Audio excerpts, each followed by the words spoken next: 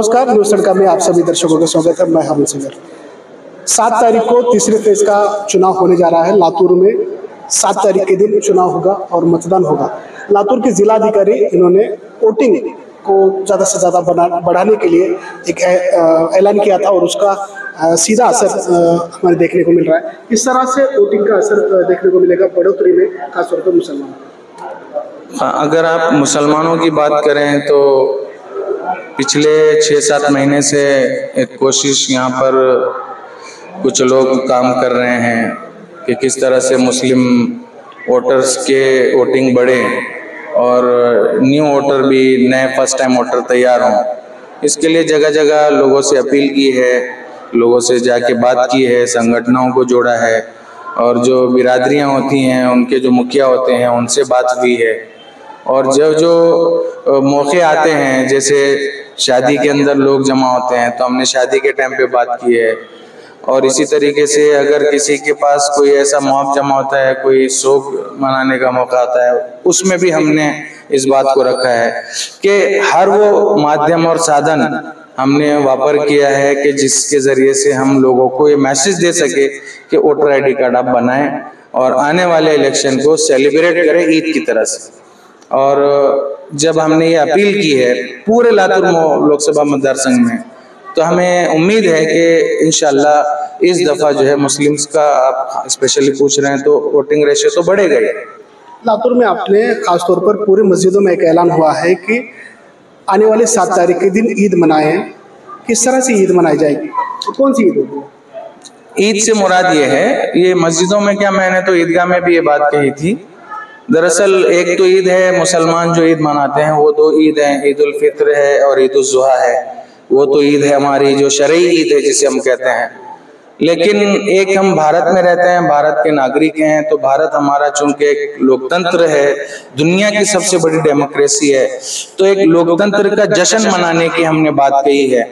और हमने उस स्टेज से ये भी पैगाम दिया है कि इस लोकतंत्र के जश्न को ईद की तरह से, फेस्टिवल की तरह से इसको ट्रीट करें, उस तरीके से उसको अपनाएं और पूरे जोश खरोश के साथ, जैसे हम खुशी खुशी ईद के दिन ईदगाह के लिए निकलते हैं, ऐसे ही इस दफा जो है हम खुशी खुशी जो है भारत की जमहूरियत के जश्न को और भारत के लोकतंत्र को मजबूत करने के लिए अपने घरों से निकल के पोलिंग बूथ तक पहुंचे।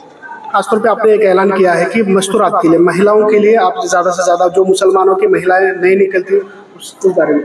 हाँ, उस बारे में तो यही बात है अरुण भाई के, आप भी जानते हैं जो मुस्लिम महिलाएं हैं वो ज़्यादा करके बहुत ज़्यादा हिजाब और पर्दे में रहती हैं, रहना भी चाहिए, लेकिन उसको अहमियत के साथ बयान नहीं किया गया। आज तक हमारे पास ऐसा हुआ है कि वोटिंग और वोट डालना, इसको लेके ज्यादा सीरियसनेस नहीं बताया गया है पहले भी।